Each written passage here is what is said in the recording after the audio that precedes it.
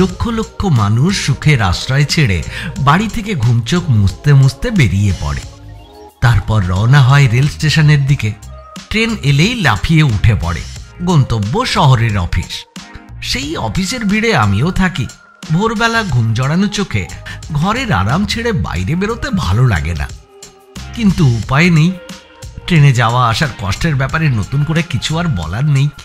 গরমকালে যেমন গরম, শীতকালে তেমনই ঠান্ডা, অর্থাৎ ট্রেন ভ্রমণের আমেজটুকু আর পাওয়া যায় না। তবে একই সঙ্গে কষ্টটাও অভ্যেস হয়ে গেছে। গত 2 মাস ধরে দেখছি ট্রেনগুলো কোনো জাদুমন্ত্র বলে ঠিক ঠিক সময়ে যাওয়া আসা করছে, কিন্তু হঠাৎই কিছুদিন আগে শুরু হলো ট্রেন ধর্মঘট। সুতরাং কলকাতায় যাতায়াতের ট্রেন উধাও হলো। ট্রেন বন্ধ থাকলে কলকাতা যাওয়ার একমাত্র উপায় হলো গাড়ি অথবা ট্যাক্সি। তাহলে অবস্থাটা একবার ভেবে দেখুন, শত শত লোক, শত শত গাড়ি, ট্যাক্সি অথবা টেম্পো ধরে রওনা হয়েছে শহরের দিকে। একই সঙ্গে একে অপরকে ডিঙিয়ে যাওয়ার চেষ্টা করছে, এবং রেজাল্ট ট্রাফিক জ্যাম। সে সময় মনে রাগ, বিরক্তি ইত্যাদি মিশ্র অনুভূতির যে কি অদ্ভুত খেলা চলে, তা এরকম অবস্থায় যে না পড়েছে সে ছাড়া কেউ বুঝতে পারবে না।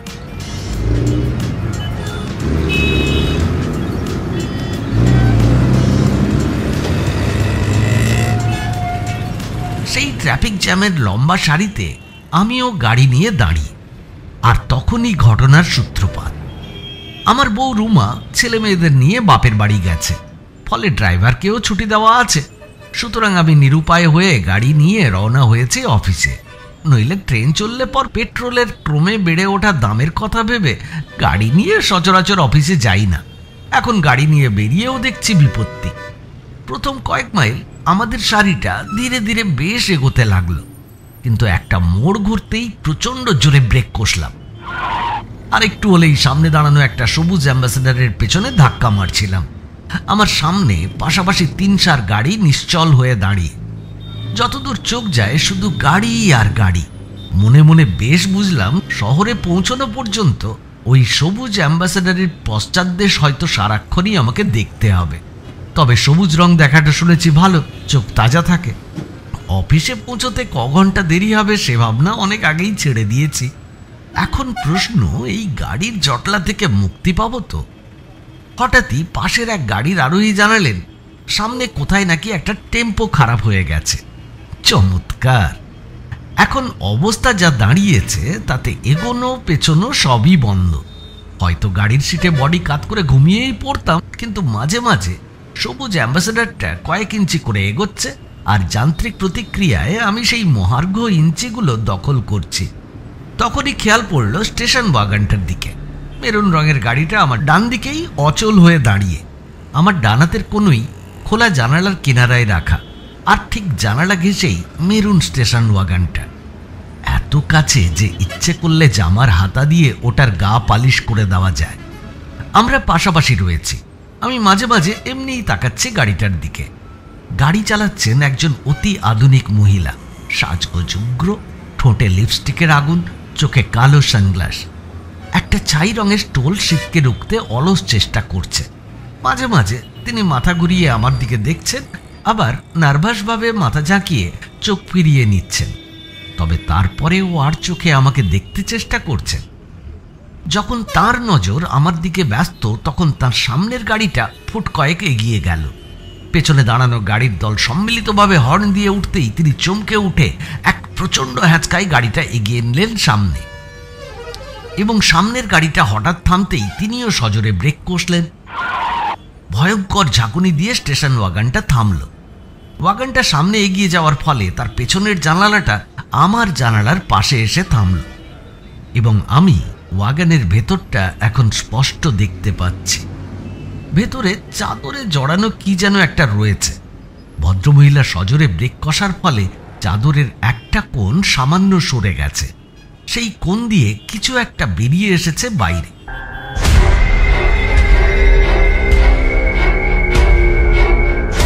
সেদিকে এক পলক তাকিয়ে আবার চোখ ফিরিয়ে নিলাম। আমার ক্লান্ত মস্তিষ্ক আমাকে তখন প্রাণপণে বোঝাতে চাইছে যে আমার চোখ ভুল দেখেনি।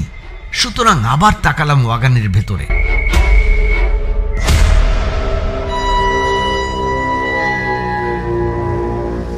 না, প্রথমবারে আমি ভুল দেখিনি।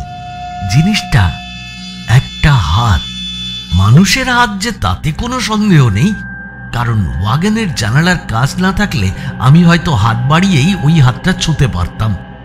হাতটার মাঝের দু আঙুলে কালচে লাল কি যেন লেগে আছে, বোধহয় রক্ত। তাছাড়া পুরনো চাদরে জড়ানো জিনিসটার আকৃতি দেখে এই শীতে আমি ঘামতে শুরু করলাম। চাদরের নিচে অবশ্যই একটা বডি লুকোনো রয়েছে।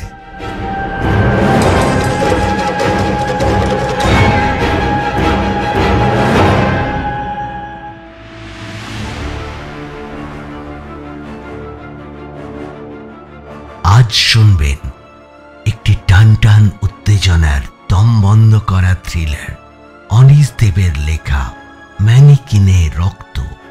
প্রিয় শ্রোতাবন্ধু, আমাদের উপস্থাপনায় এই গল্পটি শোনার পর যদি আপনাদের ভালো লেগে থাকে, এখনো যদি আমাদের চ্যানেলটিকে সাবস্ক্রাইব না করে থাকেন, তাহলে অবশ্যই সাবস্ক্রাইব করবেন, আর সেই সাথে লাইক, কমেন্ট আর শেয়ার করার কথাও ভুলবেন না। আসুন শুরু করা যাক আজকের গল্প, ম্যানিকিনে রক্ত।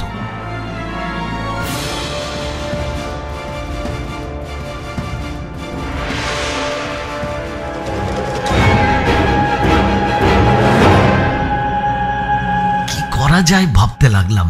আমার গাড়ির চারপাশে গাড়ির সমুদ্র, গাড়ির দরজা খুলবো সে উপায়ও নেই। তাছাড়া এই জগা খিচুড়ির মধ্যে গাড়ি ছেড়ে নামাও যাবে না। হাত নেড়ে স্টেশন ওয়াগনের সানগ্লাস পরা ভদ্রমহিলার দৃষ্টি আকর্ষণ করতে চেষ্টা করলাম, কিন্তু বৃথাই। তিনি সরাসরি সামনের দিকে তাকিয়ে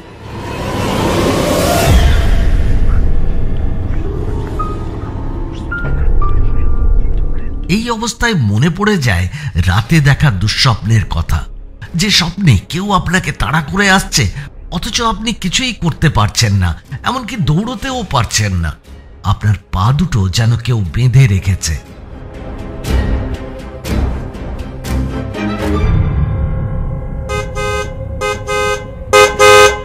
অবশেষে হর্ন বাজাতে শুরু করলাম এবং একই সঙ্গে আঙুল দিয়ে স্টেশন ওয়াগনের পেছনটা দেখাতে লাগলাম। আমার সামনের সবুজ অ্যাম্বাসেডারের ড্রাইভার রাগী দৃষ্টিতে পেছন ফিরে আমাকে দেখল। ভাবলাম সে হয়তো নেমে আমাকে দুটো কথা শোনাতে ছুটে আসবে, কিন্তু যেভাবে গাড়িগুলো সব গায়ে গায়ে দাঁড়িয়ে আছে তাতে সে দরজা খুলে নামতে পারবে বলে মনে হয় না। এমন সময় স্টেশন ওয়াগনের লাইনের গাড়িগুলো এগোতে শুরু করলো। ওয়াগনটা আমাকে ছাড়িয়ে এগিয়ে গেল। তার চলার ভঙ্গিতে সবসময়ই একটা ব্যস্ত ভাব। ওটার পেছনের গাড়িটা আমাকে আড়াল করার আগেই স্টেশন ওয়াগনের নাম্বারটা আমি দেখে নিলাম। পকেট থেকে পেন নিয়ে বাঁ হাতের তালুতে নাম্বারটা লিখে রাখলাম। তারপর চুপচাপ বসে রইলাম। শরীরে একটা অদ্ভুত ক্ষীণ কাঁপুনি টের পেলাম।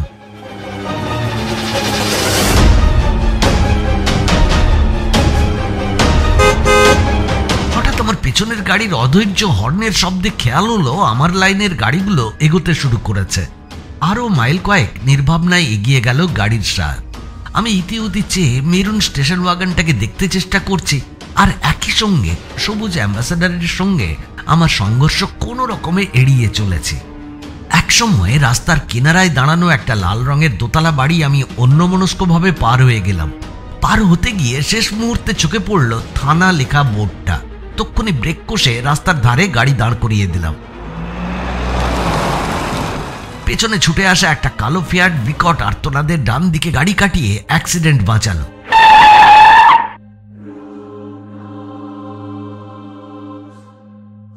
ততক্ষণে আমি গাড়ি থেকে নেমে থানায় ঢুকে পড়েছি। পুলিশের ইউনিফর্ম পরে একজন সার্জেন্ট একটা টেবিলে বসে কি সব লিখছিল। আমাকে ছুটে ঢুকতে দেখে চমকে মুখ তুলে তাকালো। কি চাই? আমি একটা খুনের রিপোর্ট লেখাতে চাই। কথাগুলো বলার সময় নিজেকে কেমন বোকা বোকা মনে হলো। তাই নাকি? সে উঠে দাঁড়িয়ে ড্রয়ার থেকে একটা ছাপানো ফর্ম মতো কি যেন বের করে নিল। তারপর কলম বাগিয়ে ধরে বলল, কাউকে আপনি চাপা দিয়েছেন? না, আমি নয়, মানে আমার পাশের গাড়িতে ওই হাতটা দেখলাম, একটা স্টেশন ওয়াগন, মেরুন রঙের, একজন ভদ্রমহিলা।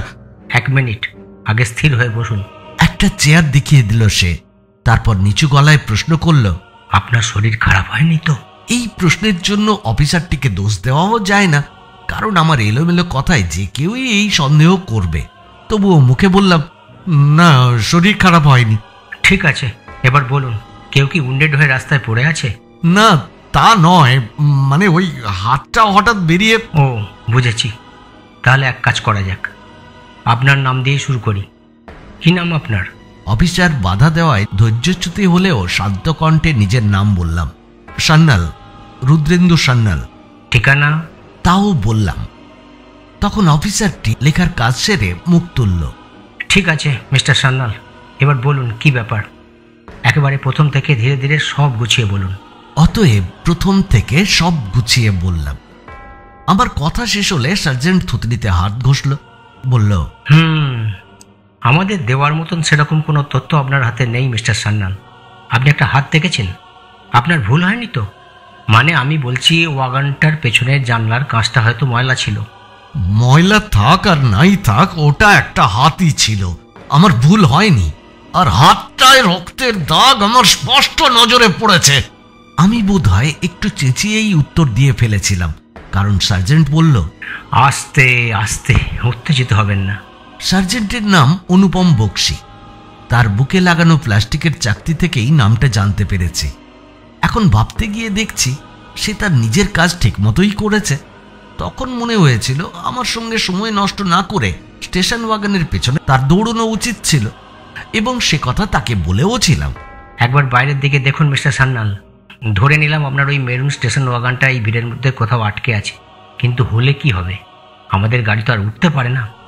তাহলে যে করে হোক রাস্তাঘাট আটকানোর ব্যবস্থা করুন। অসম্ভব।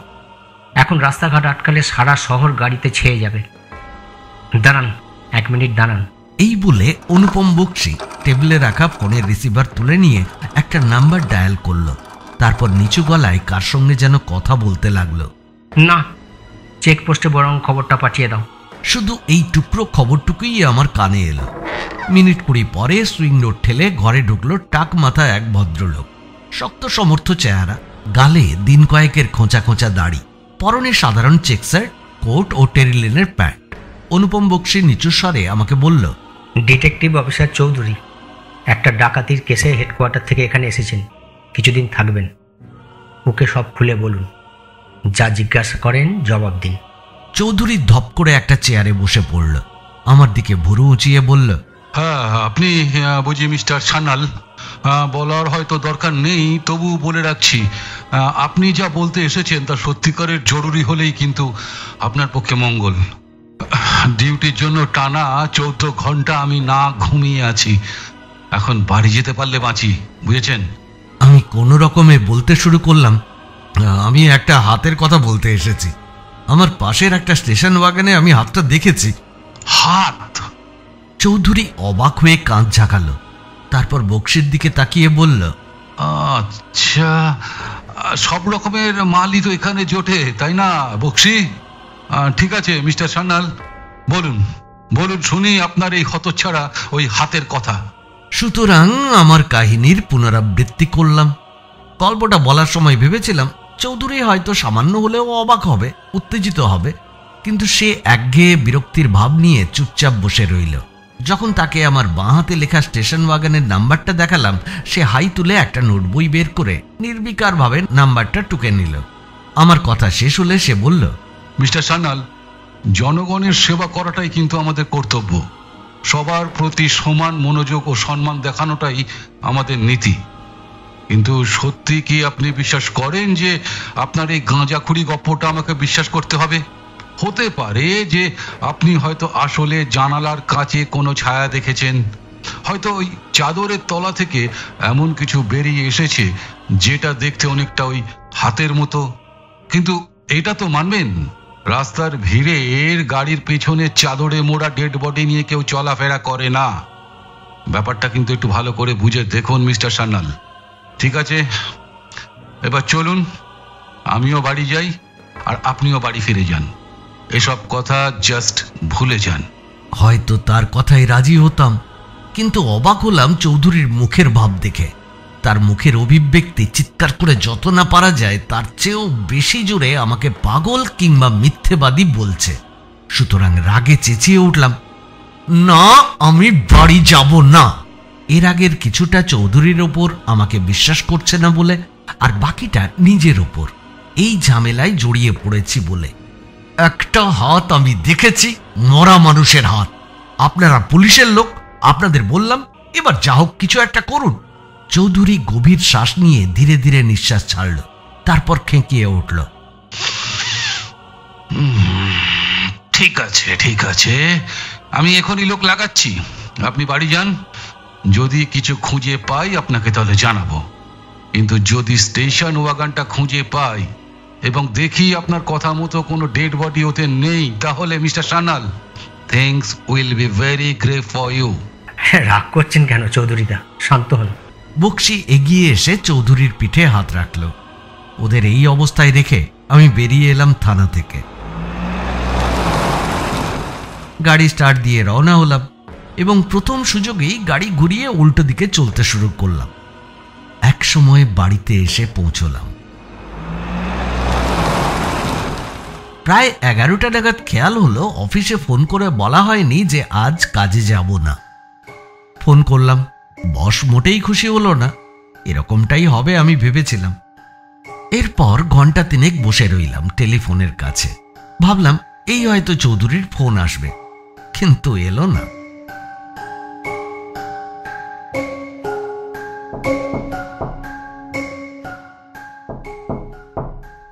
প্রায় 2:15 সময় দরজায় কড়া নাড়ার শব্দ পেলাম।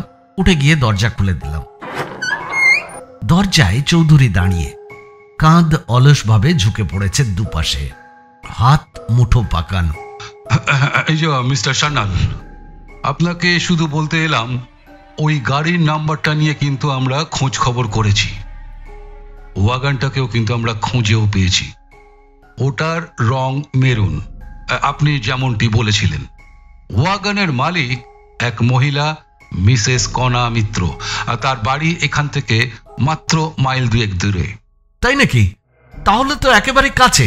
হ্যাঁ, এবং আপনার ওই কথা মতো সেই ডেড বডিটাও কিন্তু আমরা খুঁজে পেয়েছি মিস্টার সান্যাল। ভদ্রমহিলাকে আপনারা অ্যারেস্ট করেছেন? বলতে বলতে মাঝপথে থেমে গেলাম, কারণ দেখলাম চৌধুরী মাথা নাড়ছে। না না না, গ্রেপ্তার করিনি, কারণ গ্রেপ্তার করার মতো কোনো ক্রাইম তিনি কিন্তু করেননি। কিন্তু আপনাকে একবার আমার সঙ্গে আসতে হবে মিস্টার সান্যাল। আমরা মিসেস মিত্রের বাড়িতে যাব। কিন্তু আপনি যা বলছেন তাতে আমার আর গিয়ে কি লাভ? আপনাকে আসতেই হবে মিস্টার সান্যাল, কারণ না এলে আপনাকে কিন্তু আমি টানতে টানতে নিয়ে যাব, ঢুকিয়ে দেব গাড়ির পেছনের ডিকিতে। আমার গত 5 ঘন্টা ধরে আমি কিসের পেছনে ছুটে বেরিয়েছি সেটা জাস্ট আপনাকে একবার দেখাতে চাই। তারপর মিসেস মিত্রের কাছে আপনি ক্ষমা চাওয়ার পর যদি কোনো কেসে আপনাকে ফাঁসাতে না পারি, তাহলে বাধ্য হয়ে হয়তো আপনাকে ছেড়ে দেব। চৌধুরীর সঙ্গে যাওয়ার পথে রাস্তার ধারের দোকানপাটের সাইনবোর্ডগুলো পড়তে থাকলাম। এছাড়া কিছু করারও ছিল না। চৌধুরী আমার দিকে একবার মুখ ফেরালো না পর্যন্ত, শুধু তাকিয়ে আছে উইন্ডশিল্ডের দিকে। চোখ তীক্ষ্ণ হয়ে এসেছে, ঘন ঘন নিঃশ্বাস পড়ছে। মিসেস মিত্রের পাড়াটা ব্যবসায়ীদের পাড়া, সুতরাং জমজমাট। একটা গলিতে গাড়ি ঢুকিয়ে থামল চৌধুরী। ইঞ্জিন বন্ধ করে একটা বাড়ি দেখিয়ে বলল, ওই যে বাড়িটায় আপনার খুনি থাকে, ওখানে চলুন। বাড়ির দরজাটা আংশিক কাচের এবং সেই ঘষা কাচের প্যানেলে লাল রং দিয়ে লেখা মিত্র ডেকোরেটার্স। দরজার কাছে এগিয়ে গেলাম আমরা। চৌধুরী নক করল আর প্রায় সঙ্গে সঙ্গেই খুলে গেল দরজা। গায়ে কাশ্মীরি শাল জড়িয়ে যে মহিলা আমাদের মুখোমুখি দাঁড়িয়ে, তাঁকে চিনতে আমার কোনো ভুল হলো না। ইনিই ছিলেন সেই মেরুন স্টেশন ওয়াগনে। মহিলার চেহারা শক্ত সমর্থ, লম্বায় প্রায় আমারই সমান। হঠাৎ দেখলে অ্যাথলেট বলে ভুল হতে পারে। চোখে এখন সানগ্লাস নেই, সুতরাং তেজি ঘোড়ার মতো উদ্ধত ভাবটা অত্যন্ত স্পষ্ট। মিসেস মিত্র, ইনি হচ্ছেন মিস্টার সান্যাল। ভদ্রমহিলার কাছ থেকে বরফ মাখানো এক সুদীর্ঘ দৃষ্টি উপহার পেলাম।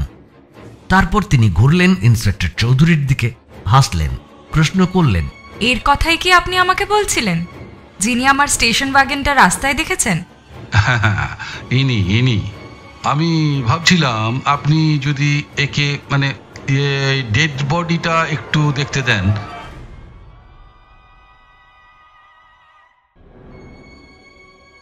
ঢুকেই ডান দিকে ভেলভেটের পর্দা দেওয়া একটা ঘর। পর্দা সরিয়ে সেই ঘরে আমাদের আহ্বান জানালেন মিসেস মিত্র। ঘরটা বিশাল, দেখলে হঠাৎ করে কোনো কারখানা বলে ভুল হয়, অথবা মনে হতে পারে প্রাচীন কোনো টর্চার চেম্বার। কারণ ঘরের এখানে সেখানে উলঙ্গ দেহ ও দেহের বিচ্ছিন্ন অঙ্গ প্রত্যঙ্গ পড়ে আছে। তাদের মধ্যে নারী পুরুষের তফাৎ নেই, চোখে স্থির শূন্য দৃষ্টি। ঘরের মাঝখানে একটা কাঠের বড় টেবিল, তার উপর রং তুলি, হাতুড়ি, পেরেক ইত্যাদি আগোছালোভাবে পড়ে আছে। এক কোণে চোখে পড়ে হাত পায়ের স্তূপ।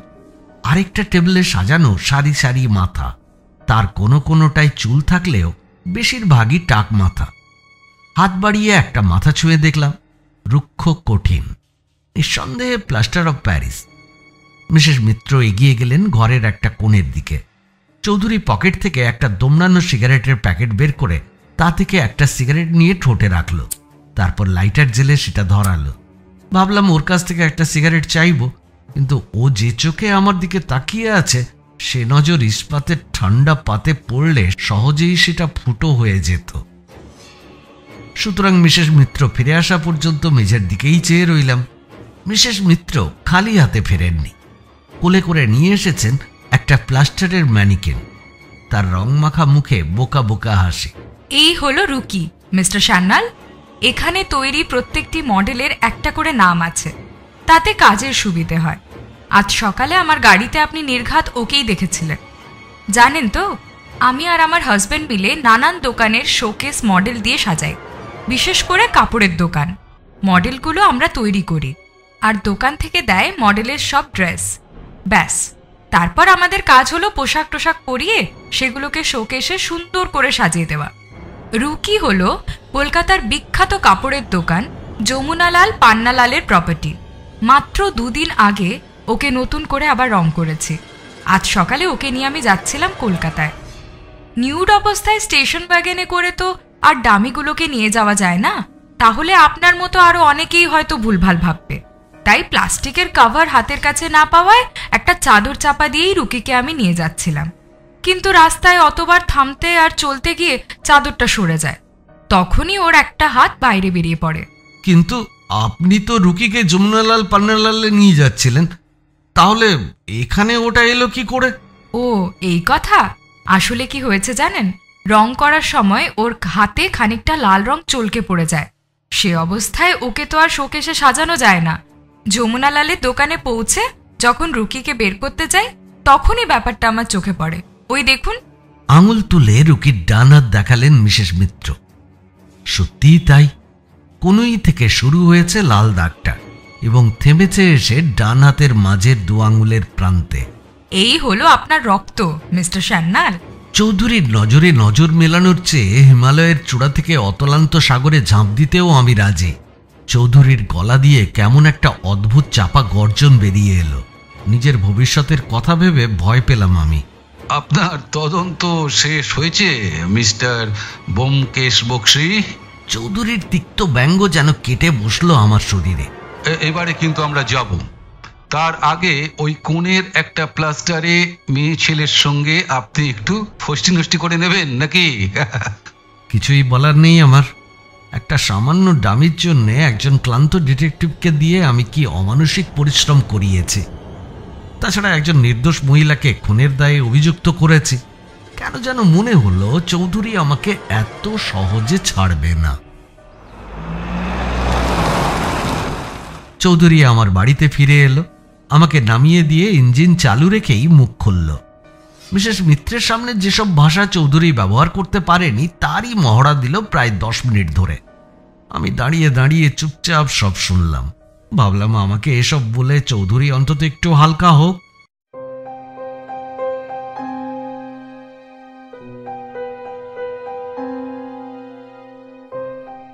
বাড়িতে ঢুকে কাজের লোককে বললাম কড়া করে 1 কাপ কফি দিতে। তারপর শুয়ে পড়লাম বিছানায়। মনে মনে নিজেকে 1000 রকম গালাগাল দিলাম। ভাগ্যিস রুমা বাড়িতে নেই, থাকলে ওর কাছ থেকেও এক প্রশ্ন শুনতে হতো। সারাদিনের ক্লান্তির জন্যেই হোক বা এতক্ষণের দুশ্চিন্তার জন্যেই হোক, মিনিট কয়েকের মধ্যেই অঘরে ঘুমিয়ে পড়লাম। আমার চোখ ও মন থেকে বাইরের পৃথিবী মুছে গেল। কতক্ষণ ঘুমিয়েছি মনে নেই, তবে ঘুম ভেঙে দেখি বাইরে ঘন অন্ধকার নেমে এসেছে। অনেকে যেমন ঘুম ভাঙতেই লাফিয়ে বিছানা ছেড়ে উঠে পড়ে, আমি তেমনটা পারি না। ধীরে ধীরে অচেতন জগৎ থেকে আমি উঠে আসি চেতনার জগতে। চোখ খুলে প্রথম তাকিয়েছি ঘরের জানালার দিকে। তখনই বুঝেছি সন্ধে গড়িয়ে রাত হয়েছে।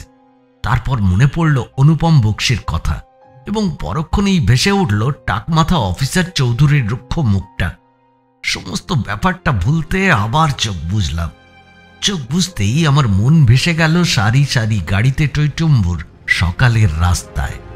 আমি যেন আবার বসে আছি আমার গাড়িতে, সামনে সবুজ অ্যাম্বাসেডরটা, আর ডান দিকেই মিসেস মিত্রের মেরুন স্টেশন ওয়াগানটা। আমি তাকিয়ে আছি স্টেশন ওয়াগানের পেছনে রাখা চাদর ঢাকা অবয়বটার দিকে। হঠাৎই চাদর সরে গিয়ে বেরিয়ে এলো হাতটা, কিন্তু না, মানুষের হাত নয়, একটা প্লাস্টারের হাত। মিসেস মিত্রের স্টুডিওর সেই হতচ্ছাড়া ডামি রুকির হাত। তবে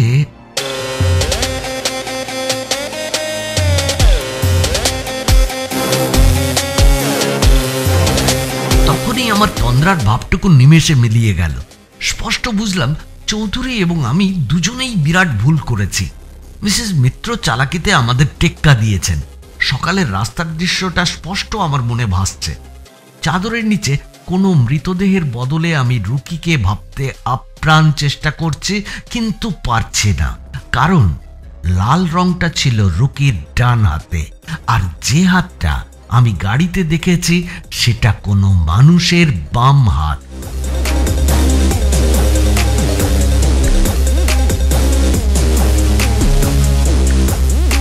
বিছানায় বসে থরথর করে কাঁপতে লাগলাম। আমি দিশেহারা হয়ে পড়েছি। চৌধুরীকে ফোন করে সব বলবো? সে আমার কথা বিশ্বাস করবে তো? আর করলেও এখন আমরা কি করব ভাবতে ভাবতে আধ ঘন্টা পার হয়ে গেল। এমন সময় হঠাৎই বাইরের দরজায় কড়া নাড়ার শব্দ কানে এলো। অতিথি এসেছে আমার কাছে। যেই আসুক সে নিশ্চয়ই অনেকক্ষণ ধরে কড়া নাড়ছে, কারণ কড়া নাড়ার খটখট শব্দটা যে আমার মাথার ভেতর থেকে আসছে না সেটা বুঝতেই আমার বেশ সময় লেগেছে। চৌধুরীকে ডাকবো কি ডাকবো না ভাবতে ভাবতে দরজার কাছে গেলাম। দরজা খুললাম। দরজায় দাঁড়িয়ে মিসেস মিত্র।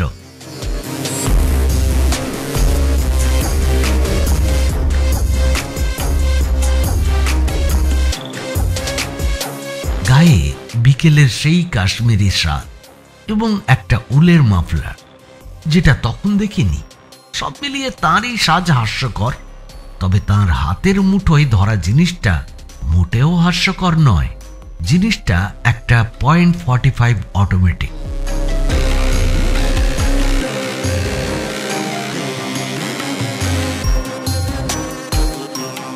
তার নলের ফুটোটা সরাসরি আমার পেট লক্ষ্য করে তাকিয়ে আছে এবং ফুটোর আকারটা আমার কাছে জলের পাইপের মতো বিশাল ঠেকলো। আমার প্রথম কথাগুলো যেমন এলোমেলো তেমনই অর্থহীন, তবে আমার সারাদিনের অবস্থার কথা ভাবলে সে দোষ ক্ষমা করা যায়। হাতের হিসেবটা আপনার ভুল হয়ে গেছে, তাই না মিসেস মিত্র? হ্যাঁ, তাই ভাবছিলাম এটা খেয়াল হতে আপনার কতটা সময় লাগবে। কথাটা বলেই বসবার ঘরে ঢুকে এলেন তিনি। দরজা বন্ধ করে ছিটকিনি এঁটে দিলেন। তারপর বললেন, ইন্সপেক্টর চৌধুরী যখন দোকানে গিয়ে আমাকে আপনার কথা বললেন, তখন তাড়াহুড়ো করে ডামিটা আমাকে রেডি করতে হয়। আপনি কি দেখেছেন সেটা মিস্টার চৌধুরী আমাকে বলেছেন, কিন্তু কোন হাতটা যে চাদরের তলা দিয়ে বেরিয়েছিল তা বলেননি। সেটা আমারও ঠিক মনে পড়ল না। সুতরাং আন্দাজেই রুকির ডান হাতে রং লাগাতে হল এবং আমার আন্দাজ ভুল হলো। তবে মাত্র 1 ঘন্টা আগে সে ভুলটা বুঝতে পারলাম। মনে পড়ল চাদরের তলা থেকে যে হাতটা বেরিয়েছিল সেটা বাঁ হাত। আর আপনি ভাবলেন আমার হয়তো সেটা খেয়াল পড়বে। রাস্তায় গাড়ির ভিড়ে আপনি আমার এত কাছে ছিলেন যে এখন হোক পরে হোক এই ব্যাপারটা আপনার মনে পড়তই। সুতরাং টেলিফোন বই দেখে আপনার ঠিকানা বের করে। এখন কি করতে চান? আমরা একটু বেরোবো মিস্টার সান্যাল। প্রথমে আমরা আমার এক বন্ধুর সঙ্গে দেখা করব। সে একজন বিল্ডিং কন্ট্রাক্টরের হয়ে কংক্রিট মিক্সার চালায়। আমার কথা সে চোখ বুজে শোন। অবশ্য ঠিকঠাক দাম দিলে তবেই। তারপর যেখানে যাবেন সেখানে গিয়ে নিতিনের সঙ্গে আপনার দেখা হবে। নিতিন? আজ সকালে চাদরের নিচে বুঝি উনিই ছিলেন? মিসেস মিত্র সম্মতি জানিয়ে মাথা নাড়লেন। হ্যাঁ, নিতিন আমার হাজবেন্ড। সে একটা বেহেড মাতাল, লম্পট, কাপুর। হাসি ফুটে উঠল ওর ঠোঁটে। তিনি মৃদু স্বরে বললেন, সে যাক, নিতিন তো আর নেই। নেই? কোথায় গেছেন? যেখানে গেলে আর ফেরা যায় না, মানে নেক্সট ইয়ারে এই সময় ওর আত্মা ইহলোকের মায়া থেকে পুরোপুরি মুক্তি পাবে এবং একই সঙ্গে ওর কবরের ওপর গড়ে উঠবে হাই-ফাই এক লাক্সারি অ্যাপার্টমেন্ট। সামনের সপ্তাহেই তার ফাউন্ডেশন স্টোন বসানো হবে। টের পেলাম আমার হাতের তালু দরদর করে ঘামছে। কিন্তু মরে গেলেও এই মহিলার কাছে আমি প্রাণ ভিক্ষা চেয়ে অনুনয় বিনয় করতে পারবো না।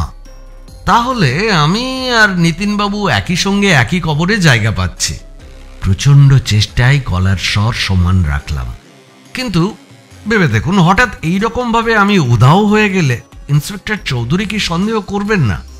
বিশেষ করে আজকের ঘটনার পর। যত প্রাণ চায় সন্দেহ করুক, চৌধুরী কিছুই প্রমাণ করতে পারবে না। তাহলে আমরা রওনা হই মিস্টার সান্যাল। রওনা হব কিনা ভাবছি, এমন সময় দরজায় প্রচন্ড ধাক্কার শব্দ শোনা গেল। বাইরে যেই থাকুক না কেন, আমার সঙ্গে নিশ্চয়ই তার ভীষণ জরুরি দরকার। মিসেস মিত্র কোণঠাসা বেড়ালের মতো চকিতে একবার চারপাশে চোখ বুলিয়ে নিলেন, কিছুটা যেন অস্থির হয়ে উঠলেন। একবার ভাবলাম ওর হাতের রিভলভারের ওপর ঝাঁপিয়ে পড়ি, কিন্তু আমাদের মধ্যে দূরত্ব অনেক। চঞ্চল চোখে এপাশ ওপাশ তাকিয়ে তিনি রিভলভারটা লুকিয়ে ফেললেন শালের আড়ালে, কিন্তু তখনও ওটা তাক করে রইল আমারই দিকে। কিছুটা ভয়ের গলায় মিসেস মিত্র আমাকে বললেন, যে এসেছে তাকে তাড়াতাড়ি তাড়ান, আর চালাকি করে পালানোর চেষ্টা করবেন না। আমি আপনার ঠিক পেছনেই থাকব। দরকার হলে এক গুলিতে দুজনের লাশ ফেলে দেব। দরজার কাছে গিয়ে দাঁড়ালাম। গভীর শ্বাস নিয়ে দরজা খুলে পাল্লাটা সামান্য ফাঁক করলাম। বাইরে যে দাঁড়িয়েছিল সেই বাকি কাজটা শেষ করলো। ছিটকে খুলে গেল দরজা এবং রকেটের গতিতে ঘরে ঢুকলো চৌধুরী। এক প্রচন্ড ধাক্কা মারলো আমাকে। আমি বলতে গেলে উড়ে গিয়ে পড়লাম ঘরের অন্য প্রান্তে। দেয়ালে ধাক্কা খেয়ে পড়ে গেলাম মেঝেতে। মিসেস মিত্র অবাক হয়ে দরজার পাশেই দাঁড়িয়ে রইলেন। রিভলভারটা তখনও শালের আড়ালে লুকোনো। আমার মুখের কাছে এসে খেঁকিয়ে উঠল চৌধুরী, শুয়োরের বাচ্চা, হ্যাঁ তোমাকে আজ তুলে নিয়ে গিয়ে যক্ষা ধোলাই দেবো এবারে। আজ যখন বড় সাহেবের সঙ্গে দেখা করতে গেছি তখন কি হয়েছে জানো? অপদার্থের মতো কাজ করেছি বলে তিনি আমাকে কথা দিয়ে একটা থাপ্পড় মেরেছেন। আর এখন আমার সব প্রমোশন সিল হয়ে যাবে সান্যাল, শুধু তোমার জন্য। চল সালা, নিরপরাধ নাগরিকদের মিছিমিছি হয়রান করা। বড় সাহেব এই কথা বলে আমাকে হেব্বি ছেড়েছেন, বুঝেছেন? কথা শেষ হতেই সে আমার একটা হাত চেপে ধরল। এক হ্যাঁচকায় আমাকে তুলে নিয়ে প্রায় ছুঁড়ে দিল অন্য একটা দেয়ালে। হাত পা মুড়ে ছিটকে পড়লাম শোয়ার ঘরের দরজার কাছে। যন্ত্রণা যতটা টের পাচ্ছিলাম তার চেয়ে অবাক হচ্ছিলাম বেশি। মিসেস মিত্র, আপনিও এখানে আছেন? ঠিক আছে। এই কথা বলে চৌধুরী ঘুরে তাকালো মিসেস মিত্রের দিকে। উনিও আমার মতোই হতভম্ব, বিস্মিত। আমি কিন্তু চৌধুরীর প্রমোশনের জন্য মোটেও চিন্তিত নই, বরং নিজের ভবিষ্যৎ নিয়ে দুশ্চিন্তা করছি। মিসেস মিত্রকে লক্ষ্য করে চৌধুরী বলল, ভালোই হয়েছে আপনি এখানে রয়েছেন মিসেস মিত্র, আর নইলে হয়তো আমাকেই দেখা করতে যেতে হতো আপনার সাথে। আপনি এই লোকটার নামে মানহানি মামলা করুন, একে পথের ভিখারি করে ছাড়ুন, বুঝেছেন? Go ahead. চৌধুরী পায়ে পায়ে আমার কাছে এগিয়ে এলো। আমি তখন কোনো রকমে উঠে দাঁড়াতে চেষ্টা করছি। সে চিৎকার করে উঠল, না না না না, শুধু মানহানির মামলা করলে আমার পেট ভরবে না, তোমাকে 7 জন্মের শিক্ষা দিয়ে তবে আমি ছাড়বো। পা তুলে সে আমার পিঠে রাখলো, তারপর প্রচন্ড এক ধাক্কা মারলো। তীর বেগে দরজা দিয়ে আমি ছিটকে গেলাম শোয়ার ঘরে। মাথাটা ঠুকে গেল একটা বুক শেলফের কোণে এবং অবশেষে বিকট শব্দে আছাড় খেয়ে পড়লাম ফ্রিজের পাশে। এবার ভয়ার্ত চোখে তাকালাম চৌধুরীর দিকে। শুধু রাগ হলে এই ব্যবহারের মানে বুঝতাম, কিন্তু এ তো রাগ নয়, যেন নৃশংস প্রতিশোধের জ্বালা। কোটের ভেতর থেকে রিভলভার বের করে এনেছে চৌধুরী। এরা দুজন মিলে যদি আমার এগেনস্টে যায় তাহলে আমার আর বাঁচবার আশা নেই। কিন্তু চৌধুরী শোয়ার ঘরে ঢুকেই একপাশে আড়ালে সরে গেল। ইশারায় আমাকে বলল নিচু হয়ে লুকিয়ে থাকতে। যান যান যান, নিচু হয়ে ওই জায়গাটা একটু লুকিয়ে পড়ুন, যান।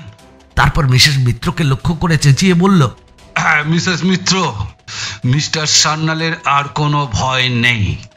হ্যাঁ, রিভলভারটা এবার ফেলে দিন, ফেলে দিন, ফেলে দিন, ফেলে দিন, জাস্ট ফেলে দিন। আর আপনারও কিন্তু পালানোর পথ নেই।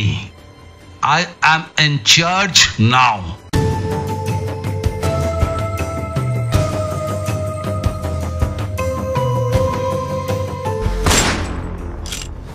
বিকট এক কান ফাটানো শব্দে চৌধুরীর উত্তর এলো। মিসেস মিত্রের রিভলভারের গুলি নিমেষে এসে বিঁধল শোয়ার ঘরের দেয়ালে। কিছুটা সিমেন্ট বালি খসে পড়ল মেঝেতে। চৌধুরী সতর্ক ভঙ্গিতে ধীরে ধীরে উঠে দাঁড়ালো। রিভলভার ধরা হাতের কবজিটা চেপে ধরল অন্য হাতে। তারপর অত্যন্ত যত্নের নিশানা ঠিক করে নিয়ে একবার গুলি ছুঁড়ল। বসবার ঘর থেকে এক ভয়ঙ্কর তীক্ষ্ণ আর্তচিৎকার ভেসে এলো। চৌধুরী লাফিয়ে বেরিয়ে গেল শোয়ার ঘর থেকে। আমি একটু পেছন থেকে তাকে অনুসরণ করলাম। দেখলাম মিসেস মিত্র মেঝেতে পড়ে আছেন। ওর পাশে পড়ে থাকা রিভলভারটা চৌধুরী কুড়িয়ে নিল। মিসেস মিত্রের শালের সামনেটা আঠালো লাল রঙে মাখামাখি। তিনি জীবিত কি মৃত সেটা বোঝার জন্য ডাক্তারি পরীক্ষার দরকার। চৌধুরী আমাকে বলল, মিস্টার সান্যাল, ফোন করে অ্যাম্বুলেন্সে খবর দিন, খবর দিন এখনই। এখনই হয়তো উনি বেঁচে আছেন।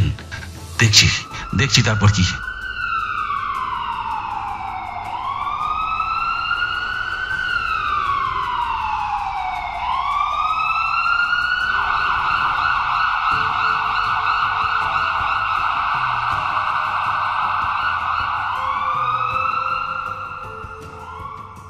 অবশেষে একসময় মিসেস মিত্রকে হাসপাতালে নিয়ে যাওয়া হলো। ভারপ্রাপ্ত ডাক্তার আমাদের আশ্বাস দিলেন যে ওর প্রাণের কোনো আশঙ্কা নেই এবং শিগগিরই তিনি কাঠগড়ায় দাঁড়ানোর মতো সুস্থ হয়ে উঠবেন। মনে হলো প্রায় কয়েকশো সাদা পোশাকের ডিটেকটিভ, আসলে 8 কি 10 জন, আমার বাড়ি ছেয়ে ফেলেছে। সব গোলমাল মিটে যাওয়ার পর তাদের যা করণীয় তারা তাই করতে লাগলো। তাদের কাজ শেষ হলে আমার বাড়ির যা অবস্থা হলো তার বলার নয়, যেন বোমায় বিধ্বস্ত হিরোশিমা। আর চৌধুরী একটানা প্রায় 24 ঘন্টা না ঘুমানোর ফলে ঘরের মধ্যে চলাফেরা করছে জীবন্ত এবং মাতাল মমির মতো। ঘর ফাঁকা হলেও সে বিড়বিড় করে বলল, মিস্টার সান্যাল, আপনার সঙ্গে একটু গায়ের জোর দেখিয়েছি আর গালিগালাজ করেছি বলে কিন্তু কিছু মনে করবেন না, প্লিজ। কিন্তু এখানে আসতে গিয়ে বাইরে মিসেস মিত্রের মেরুন স্টেশন ওয়াগানটা দেখেই কিন্তু আমি চমকে উঠি। তখন উঁকি মারি বসবার ঘরে জানলা দিয়ে। ভেতরে নাটক, মিসেস মিত্রের রিভলভার, সবই আমার কিন্তু একটা একটা করে চোখে পড়ল। সুতরাং ওই আপনাকে বাঁচাতে যে বুদ্ধিটা মাথায় এসেছে সেটাই কিন্তু জাস্ট খাটিয়েছি। Please never mind. হ্যাঁ, না না, ক্ষমা চাইতে হবে না। কিন্তু আপনি এখানে ফিরে এলেন কেন? বিকালবেলা তো আমি ভাবলাম আপনি এই মামলায় হাত ধুয়ে ইস্তফা দিলেন। না না না না না, তাই করতাম শুধু আমার ওই বউয়ের জন্য। আপনার বউ? হ্যাঁ, জানেন, বাড়ি গিয়ে তো আপনার ওপর রাগে আমার ঘুমই এলো না। সুতরাং ওই বসে বসে গোটা গল্পটা আমার বউকে শোনালাম। আমার কাহিনী শেষ হলে ও শুধু ঠোঁটই উল্টালো, জাস্ট। ডিটেকটিভ বউ হওয়ার ফলে ও জানে এরকম হলে মনের অবস্থাটা ঠিক কি হয়। কিন্তু এই হঠাৎই ও রেগে গিয়ে আমার দিকে তাকালো, জানেন, বলল, তোমার কোটটা আবার কোনো দোকানে কাচতে দাও। কোটের হাতায় এসব কি লাগিয়ে এনেছো? হ্যাঁ, গৃহিণীরা যেরকম বলে থাকে সেরকম সুরই ওর গলায়। আমার ক্লান্তির কথা, হতাশার কথা ওর মনেও পড়লো না। কোটে দাগ লাগিয়েছি বলে জাস্ট খাপ্পায় উঠেছে আমার ওপর। ঠিক বুঝলাম না। না না না না, আমিও তো ঠিক বুঝিনি, অন্তত তখন তো বুঝিনি। তারপর তো কোটের হাতায় তাকিয়ে কি দেখলাম জানেন? কি? লাল রং। তাতে কি? সুতরাং তখন আমি ভাবতে শুরু করলাম লাল রংটা আমার কোটে একমাত্র যে জায়গায় থেকে লাগতে পারে তা হলো ওই সেই রুকির হাত থেকে, মানে ওই মিসেস মিত্রর ওই ডামি দাদা। হ্যাঁ, আর তা যদি হয় তাহলে তো তিনি নিশ্চয়ই 2 দিন আগে ওটা রং করেননি। অথচ তো তিনি আমাদের তো তাই বলেছেন, তাই না? একটু থেমে চৌধুরী আবার বলতে শুরু করলো, প্রথম যখন আমি একা ওর বাড়িতে যাই তখন আমাকে ওটা দেখানো মাত্র মিনিট কয়েক আগে তিনি রুকির ডান হাতে ওই লাল রংটা লাগিয়ে দেন। স্পষ্ট মনে আছে আমার। আমাকে জাস্ট দরজায় দাঁড় করিয়ে রেখে তিনি একবার ওই স্টুডিওতে ঢোকেন এবং আমি যাতে রুকির হাতে হাত না দিই সে বিষয়ে তিনি যথেষ্ট কিন্তু চেষ্টা করেন। মনে হয় ফেরার সময় হয়তো রুকির হাতে আমার কোটের হাতটা ঘষে গিয়ে থাকবে। সে যাই হোক, যদি রুকির হাত থেকেই ওই লাল রংটা এসে থাকে তাহলে তো এটা বুঝতে হবে মিসেস মিত্র ডামিটা রং করে তৈরি রেখেছেন আমাকে বোকা বানানোর জন্য। অর্থাৎ তিনি আমাদের কাছে মিথ্যে কথা বলেছেন। সঙ্গে সঙ্গে আমি গাড়ি নিয়ে ছুটে গেলাম ওর বাড়িতে, কিন্তু দেখলাম তিনি বাড়িতে নেই। তখনই ভাবলাম আপনার কাছে আসি, একটু জিজ্ঞাসাবাদ করে যাই ব্যাপারটাকে নিয়ে। এসে দেখি বাইরে মিসেস মিত্র স্টেশন ওয়াগনটা দাঁড়িয়ে, আর বাকিটা তো আপনি জানেন। একটা চেয়ারে হেলিয়ে পড়ল চৌধুরী, যেন এই কথাগুলো বলে তার অবশিষ্ট শক্তিটুকুও নিঃশেষ হয়ে গেছে। কিন্তু আমার আরো একটা প্রশ্ন রয়েছে, সুতরাং জিজ্ঞেস করলাম, ওর স্বামীর বাড়িটা কোথায়? তিনি বলেছিলেন কোথাও একটা বড় বাড়ি তৈরি হবে, সেই জমিতে নাকি পোঁতা আছে। চৌধুরীর দুচোখের পাতা যেন দুটো ভারী পাথর, নিছক ইচ্ছে শক্তিতেই সে যেন চোখ খুলে রেখেছে। এখন শুধু একটা প্রশ্ন নয়, অনেক প্রশ্ন।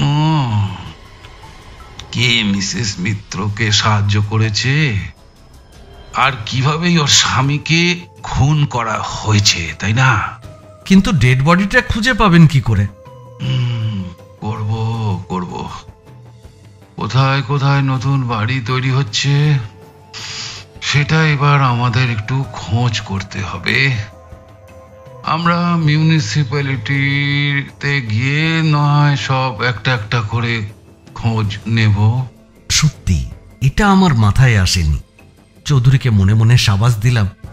মিউনিসিপ্যালিটিতে খোঁজ খবর নেওয়ার পর খুঁজে পাওয়া যাবে সেই বিল্ডিং কন্ট্রাক্টরকে। তারপর জানতে পারবো কে মিসেস মিত্রের বন্ধু, যে ওর সব কথা চোখ বুজে শোনে এবং সেই কন্ট্রাক্টরের কংক্রিট মিক্সারও চালাতে পারে। তারপর চৌধুরীকে সেই কথা বলতে গিয়ে দেখি সে চেয়ারে বসে বসেই ঘুমিয়ে পড়েছে। অতএব মনে মনে শুধু ভাবলাম, ভাগ্যিস ট্রেন স্ট্রাইক হয়েছিল।